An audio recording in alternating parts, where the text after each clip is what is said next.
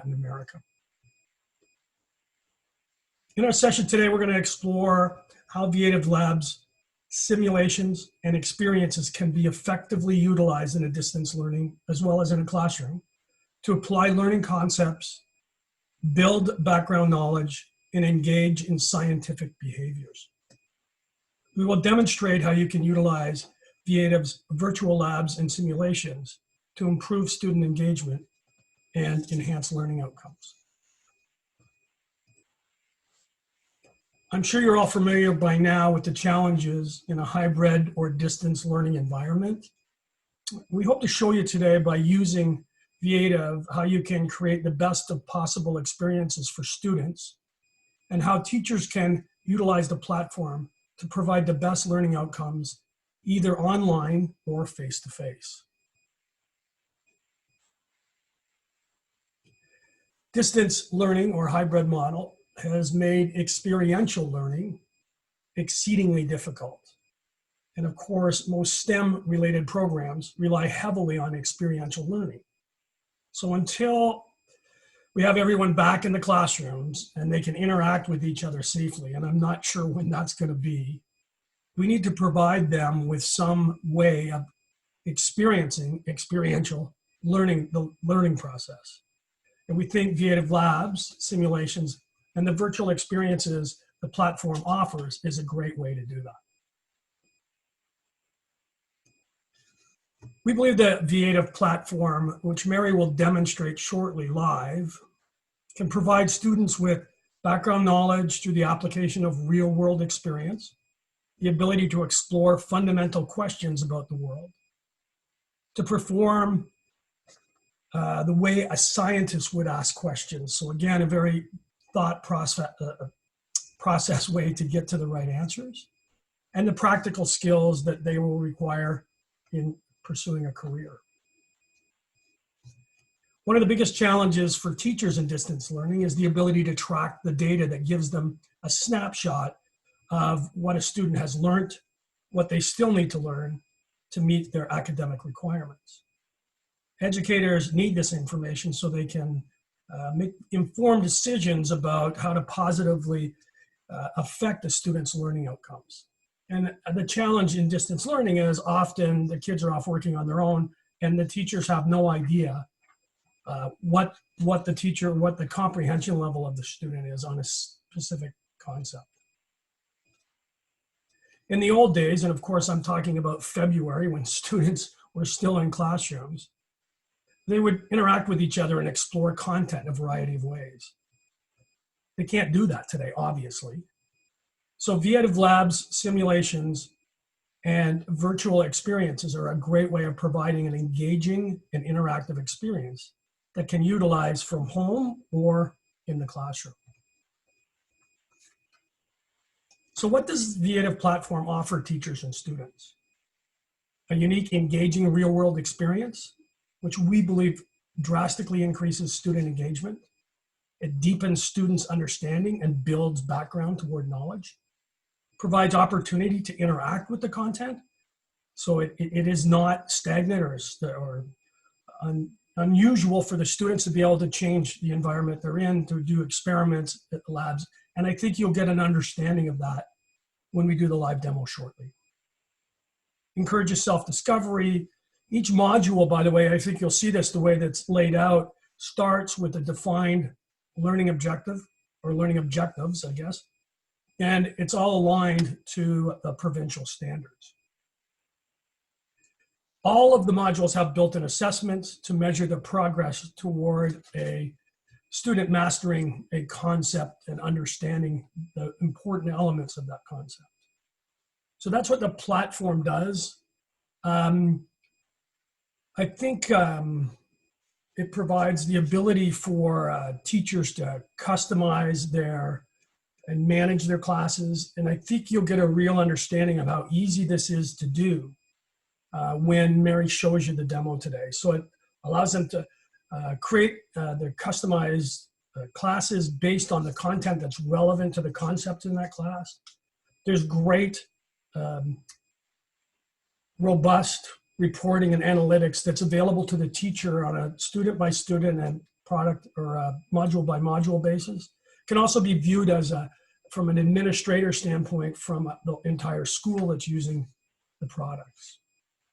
But Mary will go into that in detail. I think you'll get a understanding of that. So what does it do for the students? It gives them a real world experience. I think I covered that already. Basically, what is it? Well, it's 550 virtual labs, some tours, and some experiences that are aligned to the provincial curriculum, can be utilized using a Chromebook or a laptop or a VR headset. So we've taken away the barrier of all of this immersive, interactive content being available to students only on headsets, which was primarily the way things were pre-COVID for not only us, but everybody in the VR world. So we pivoted to allow it to be utilized much like a video game on a device that the students have in their hand, most students have in their hands today. So from a board perspective, a district perspective, or a school perspective, there isn't an investment that needs to be made in a bunch of new technology.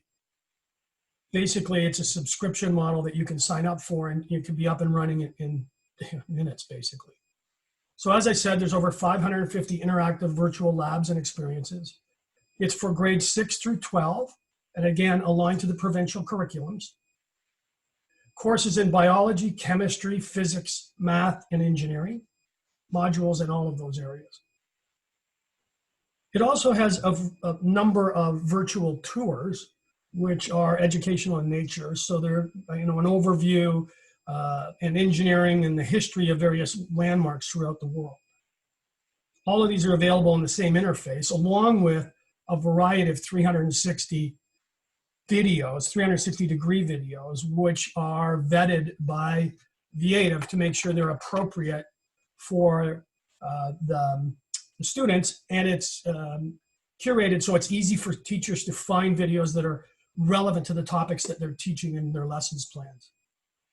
I think what you're going to see is how easy this is for teachers to utilize and integrate into their current lesson plans quickly, easily, and allow them to enhance their ability to engage students substantially.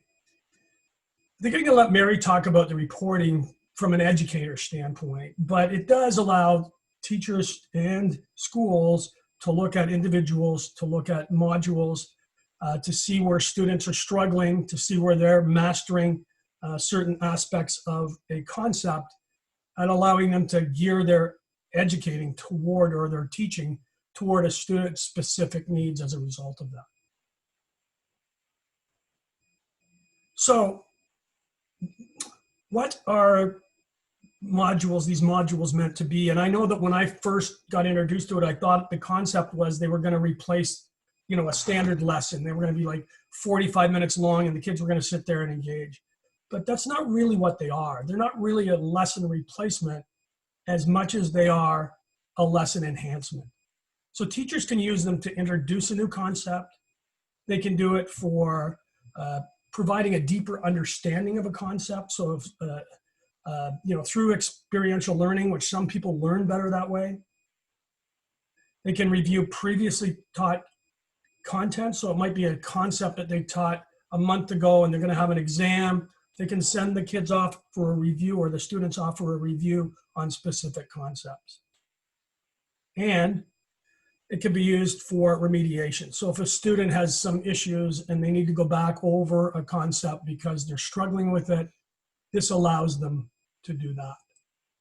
So with that, you don't have to listen to me anymore. I'm going to turn it over to Mary. So we're going to go through this quick technology turnover where she'll take over the screen. Mary, you should be able to do that now.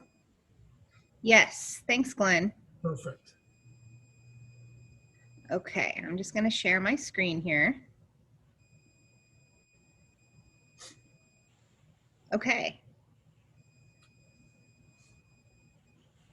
All right. So as we just saw, virtual labs can enhance, or in some cases even replace, traditional instructional tools. As we know, labs are a necessary part of science education, and in some cases, virtual labs can fill that requirement. And they also have the added benefit of being able to be used during distance learning or with the hybrid model or even during in-person instruction. So I'm going to share with you some ways our customers are using virtual labs and experience for distance and hybrid learning.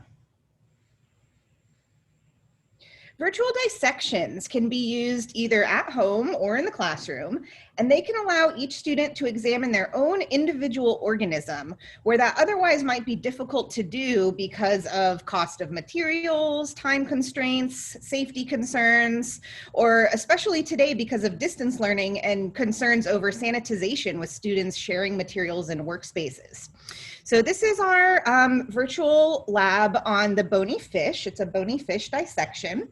So here you can examine the ray-finned bony fish. You can look at the pectoral fins of these different types of fish. And in addition to examining the ray-finned bony fish, you can also look at the lobe fin bony fish, and it can be a comparative anatomy lesson. And you can use these little buttons to switch back and forth between the two. So unlike the ray fin bony fish, the pectoral fin of the lobe fin bony fish on the right, it has a lot of bones that are familiar to us. So a humerus, radius, ulna, there's a shoulder structure here. So this dissection now becomes a lesson not only on fish anatomy and classification, but also on evolution, because these bones could potentially be used for supporting the body on land. And in fact, four-limbed vertebrates, which are called tetrapods, actually evolved from primitive lobe-finned bony fish. Application is a really important part of virtual labs. This is our math module on the Pythagorean theorem, and students learn all about these different concepts, and then they're transported to this virtual environment where they can apply what they learned. So here there's a little window up here that opens, and they are trying to figure out the height of this window from the ground using the math skills they just learned. Virtual simulations give teachers the ability to provide learning experiences that would otherwise be impossible. This is a physics module. This is one of our physics lab modules on wind speed and air pressure. So in the first part of this module, students are in a lab setting and they perform different experiments in the lab to show how wind speed is related to air pressure. For example, here they're using this hair dryer to blow air between these two suspended balloons, and they learn why the balloons actually move closer together. After that first part, then they're transported outside into a hurricane, virtually of course, and they can see how those science concepts that they learned in the lab actually impacts their own world. So part of this roof just blew off this house. You can see there's really high winds that are blowing over the surface of the roof, so that causes a decrease in air pressure. So there's a relatively higher air pressure inside the house, and that caused the roof to just pop right off. This is one of our modules on Earth's magnetic field, and here students learn how charged particles from the sun actually cause us to see the aurora borealis on Earth. So again, real world experiences are something incorporated pretty heavily into our virtual labs and simulations, and they're a really important aspect of the student experience. This is something that our teachers who use Veative came up with for distance learning, but it can also be used in the classroom as well. They had their students here lead virtual demonstrations. So this was a virtual class on Zoom, and students were actually doing this. The students were sharing their screen with the rest of their class, and they were using the annotate feature in Zoom to explain this concept to their classmates. So this is a module on how to balance chemical equations. And in this part that you're seeing, you're at a fair and you're throwing these darts at these balloons and popping the balloons so that you can have the same number of magnesium and oxygen atoms on each side of the equation.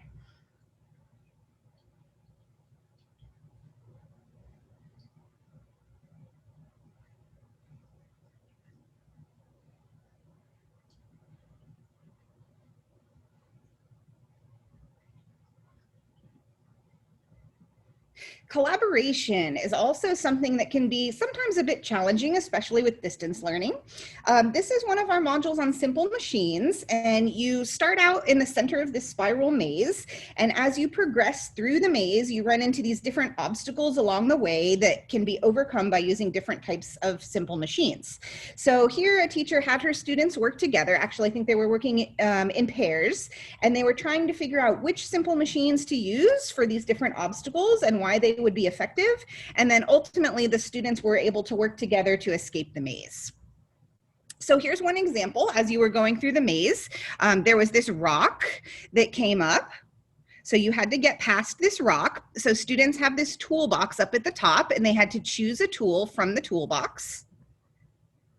This was the tool they chose right here, and they learned all about this tool. Eventually, they were able to use that tool to move that rock out of the way. And here it says, what type of simple machine did you use? So I'm going to ask you, what type of simple machine was that? If you think you know, type it in the chat.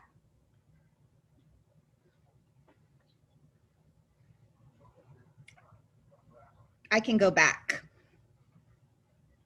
Here was the tool. What type of simple machine was that?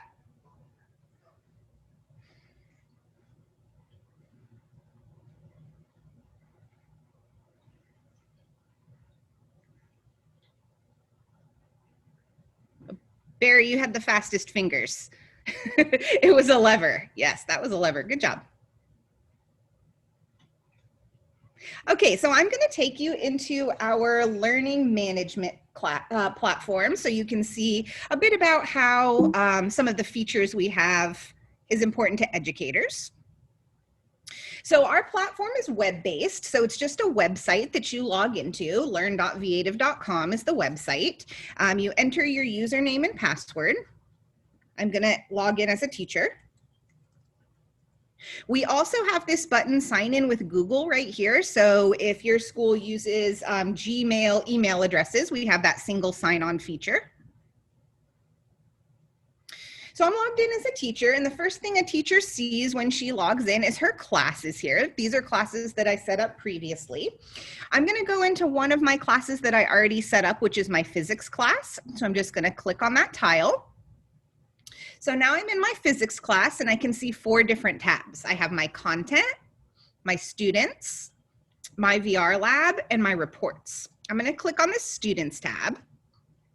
So here I can manage the students that are in my class. I currently have 4 students enrolled.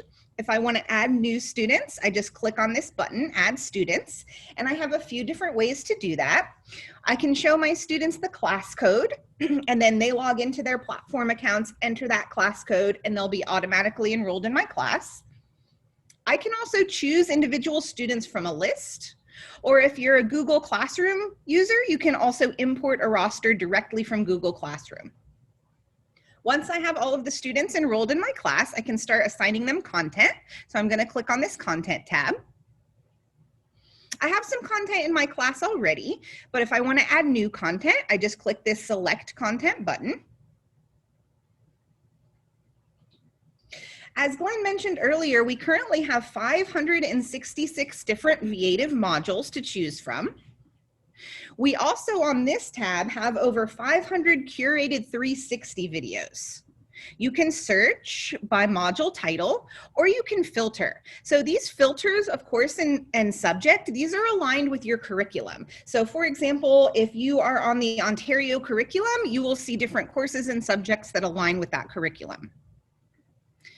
I'm going to look at my physics module since I'm in my physics class, and I'm going to filter that a bit further down. I'm going to look at energy. So here's all of my titles within that category. If I see a title that looks interesting, I can just click on this info icon. So I'm going to click on this one, convection.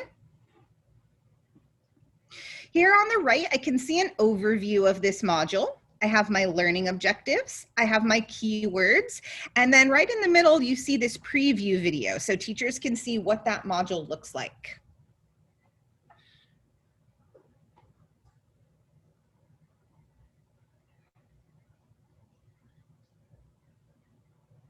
I'm going to close this and go back to my content.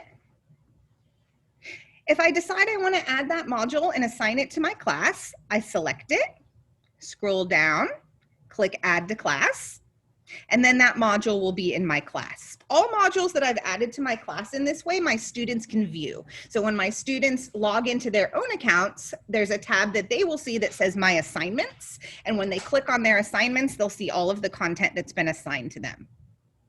Once I have these content modules in my class, I can launch them in WebXR.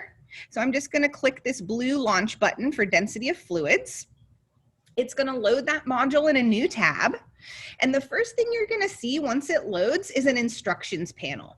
So all of these lab modules are interactive. They're not just videos that you watch. You're actually immersed in this virtual environment, and you can use your keyboard and your mouse to move around in there. You can look 360 degrees all around you. You can move forward, backward. You don't have to use a traditional mouse like this. It can be a trackpad.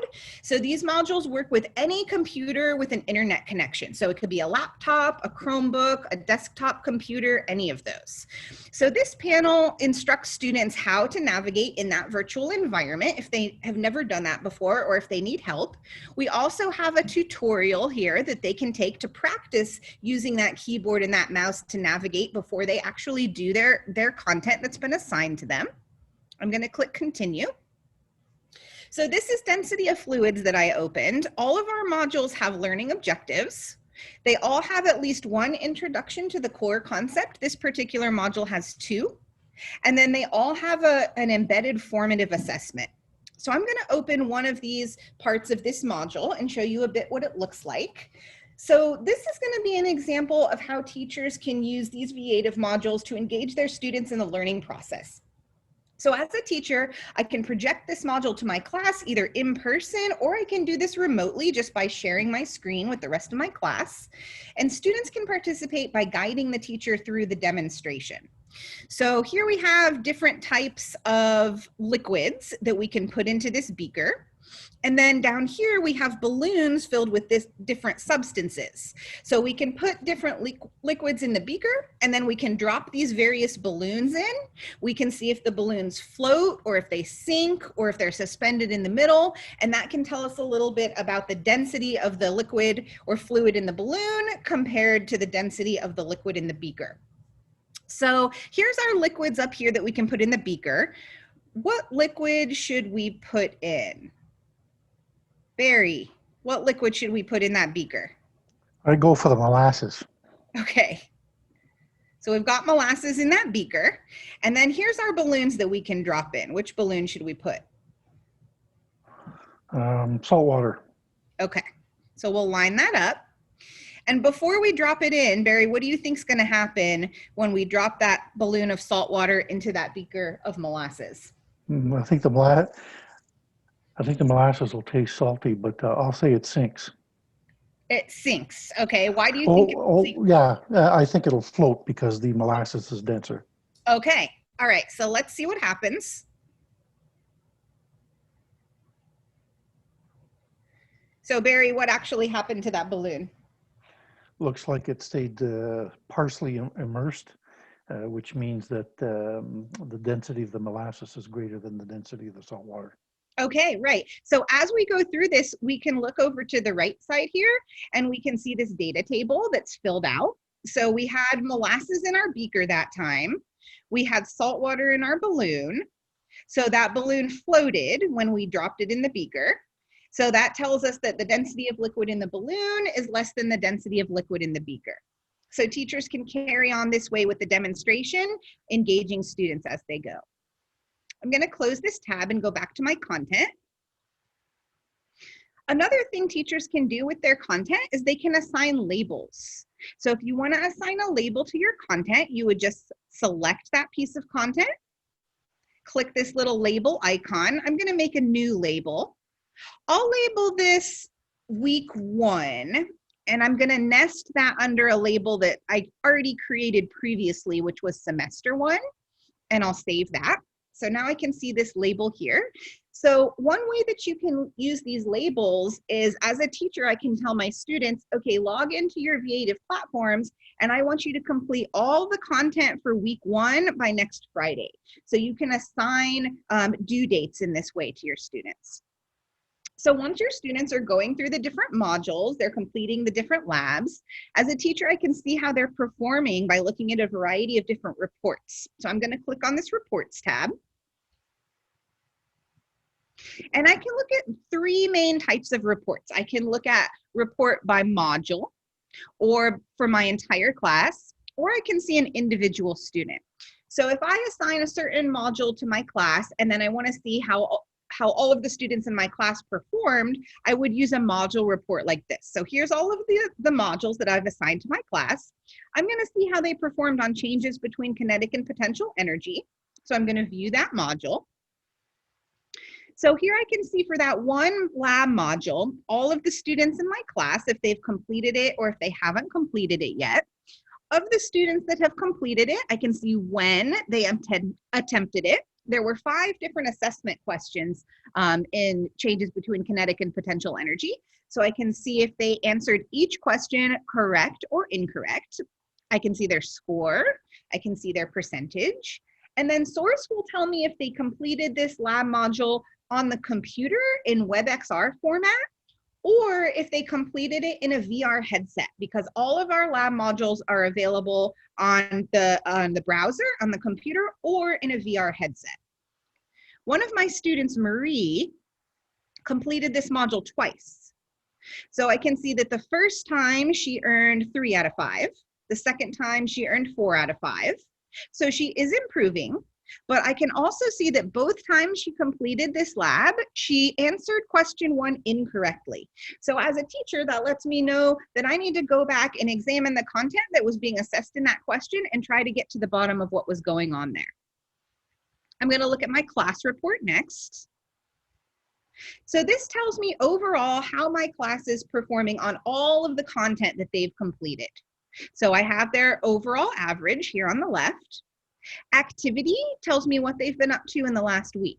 So right now, my students have been inactive for the last 7 days, but if they had been completing these lab modules on a regular basis, I would be able to see which students have above average activity, below average activity, and then which of my students haven't done much in the last 7 days. Down here, I can also see my most challenging modules. So out of the content that my students have completed, which of those modules are they struggling with? Next, I'm going to look at an individual student. I'll look at Marie. I'll view her score report. These are the modules she's completed. It tells me how many times she's completed those different lab modules, when she completed them. This is her last score. So, for example, on changes between kinetic and potential energy, she completed it twice, but the last time she completed it, she earned 80%. If I click on that, I can get that individual itemized report again. So the first time she had the 60%, the second time she had the 80%. So it also tells me her average score over here on both attempts. Her average score was 70%. Here's her content proficiency. So out of the content that's been assigned to her class, 1 module she's mastered. That's a module called Gravity. She earned 100% on that. 1 module she's learning with 80%. 1 module she's struggling with. And then of the content that's been assigned to her class, there are 5 of those modules that she hasn't yet attempted. Here's question attempts down here. So was she answering the questions correctly on her first attempt, or on her second attempt, or on her third attempt? So this type of report can really give me insight as to if the student is just guessing answers. So for example, I see she was mostly answering the questions correctly on her first attempt, but if I was seeing some really high numbers in second attempt or third attempt, that would tell me either 1, she's really not understanding the material, or 2, she may be just guessing at those answers. So I can look at question attempts for all the modules that she's completed, or just for 1 individual module. The last tab up here at the top is my VR lab. If you have VR headsets, This tab allows you to push out VR modules to each student's headset. And then as they're completing that module, I'll be able to monitor, I'll be able to see in real time what each of my students is seeing inside of their headset.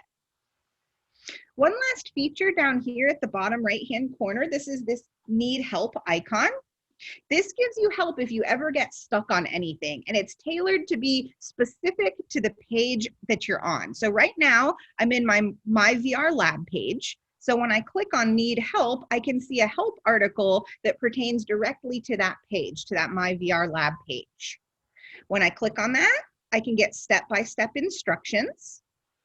There's screenshots in here to walk me through how to do everything. I can even search. So say I actually didn't want help with My VR Lab, I wanted help with my reports. I can type that in and get help articles that are related to my reports. I can link also to my full support site from here, and I can even submit a ticket, a support ticket. So all of that help is right here at your fingertips if you should ever get stuck or ever need the help. So that's an overview of our learning management platform. I'm going to give it back over to Glenn.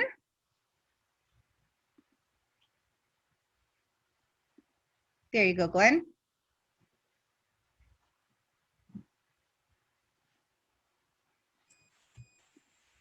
All right. I'm going to try sharing my screen again. Can you see that okay? Yes. Perfect.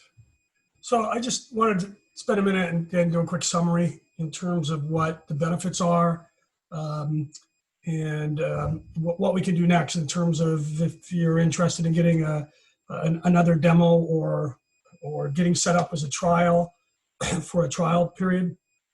So the value really is in, again, the way that students can utilize this technology to have an experiential learning experience in a point in time where that's really difficult. So I don't want to repeat, some of the points I made earlier, but, from a value standpoint, it's, very affordable subscription. There's no new hardware required, as long as the students have a device today that the product can run on those devices.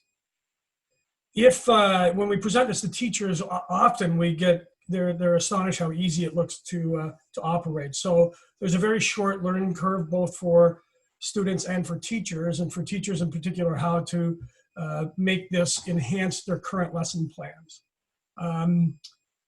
It's aligned to the provincial curriculum. It works in any learning environment. So I know today many of the schools are back in class trying to figure out how to social distance, but a percentage of the students are still learning at home. And in some cases, it's a hybrid. Some cases, they've separated the two. But in any of those environments, the content is available, functional, and can be utilized by the teacher, as Mary, I think, demonstrated quite effectively. As I said, it's very affordable. I think it's very timely in terms of trying to get content into the hands of teachers to make their ability to enhance student engagement better. And I think that if you if most learners really like that experiential environment to learn from. So we think it'll improve student engagement and learning outcomes as well. So for